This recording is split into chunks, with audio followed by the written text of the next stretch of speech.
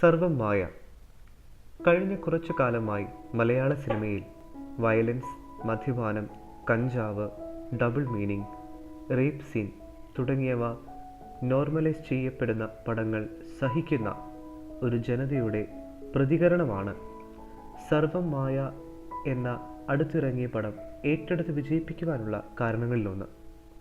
കുടുംബത്തോടൊപ്പം തിയേറ്ററിൽ പോയി സമാധാനപരമായി ഒരു സിനിമ കാണാൻ ആഗ്രഹിക്കുന്നവർക്ക് ഒരു ഫീൽ ഗുഡ് അനുഭവം തരുന്നുണ്ട് ഈ സിനിമ. സാധാരണക്കാരായ മനുഷ്യരുടെ ജീവിതവും അവരുടെ കൊച്ചു കൊച്ചു സന്തോഷങ്ങളും പ്രമേയമാക്കുന്ന രീതിയാണ് സംവിധായകൻ അഖിൽ സത്യൻ ഈ സിനിമയിൽ സ്വീകരിച്ചത്. കുട്ടികൾക്ക് പോലും സ്വസ്ഥമായി കണ്ടിരിക്കാൻ കഴിയുന്ന ഒരു പാവം ഹൊറർ ചിത്രം. തികച്ചും നിരീശ്വരവാദിയായ നിവിൻ പോളി അവതരിപ്പിക്കുന്ന നായകനും അയാൾക്കൊപ്പം വന്നു ചേരുന്ന ഒരുപാട് പ്രത്യേകതകളുള്ള ഒരു പ്രേതവുമാണ് സിനിമയുടെ രസക്കാഴ്ചകൾ തീർക്കുന്നത്. അനാവശ്യ ജംപ് സീനുകൾ നൽകി സിനിമ പ്രേക്ഷകരെ പേടിപ്പിക്കുന്നില്ല.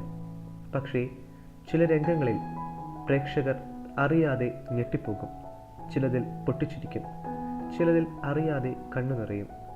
ഒടുവിൽ സിനിമ കഴിഞ്ഞ് പുറത്തിറങ്ങുമ്പോൾ ഏറെ പ്രിയപ്പെട്ട ഒരാളെ സ്നേഹത്തോടെ ആലിംഗനം ചെയ്യാൻ തോന്നും. അത്രയും തീവ്രമാണ് വിശ്വാസവും ലോജിക്കും യാഥാർത്ഥ്യവും ഇഴപിരിയുന്ന ഈ സിനിമയെ ഒരുക്കിയിരിക്കുന്നത്. പാലക്കാടിൻ്റെ മലനിര, പാടം, പുഴ, കുളം, ഹരിതപാടവും കൊച്ചിയുടെ ഇരവും വെളിച്ചങ്ങളും ക്യാമറാമാൻ കളറാക്കി. ജനനം, മരണം, പരമസത്യങ്ങളെ മനുഷ്യൻ തൊട്ടറിഞ്ഞിട്ടേയുള്ളൂ. അതിനപ്പുറവും ഇപ്പുറവും ഉള്ള കാര്യങ്ങളെ ഡെലൂലുവിനെ കൊണ്ട് ലളിതമായി വിവരിക്കാൻ സംവിധായകൻ ശ്രമിക്കുന്നുണ്ട്. ചുറ്റുമുള്ള ലോകം അക്രമാസക്തമാകുമ്പോൾ നന്മയുള്ള മനുഷ്യരെയും ലളിതമായ ജീവിത സാഹചര്യങ്ങളെയും സ്ക്രീനിൽ എത്തിക്കുക എന്നത് വലിയൊരു വെല്ലുവിളിയാണ്. ആ ദൗത്യം അഖിൽ ഭംഗിയായി അവതരിപ്പിക്കുന്നു. ഒരു പിടി കഥാപാത്രങ്ങളിലൂടെയാണ് കഥ മുന്നോട്ടു പോകുന്നത്. നല്ല ആളുകളെ കൊണ്ട് മാത്രമല്ല, അവരുടെ നല്ല വശങ്ങൾ കൂടി കാണിക്കാൻ സിനിമ ആഗ്രഹിക്കുന്നുണ്ട്.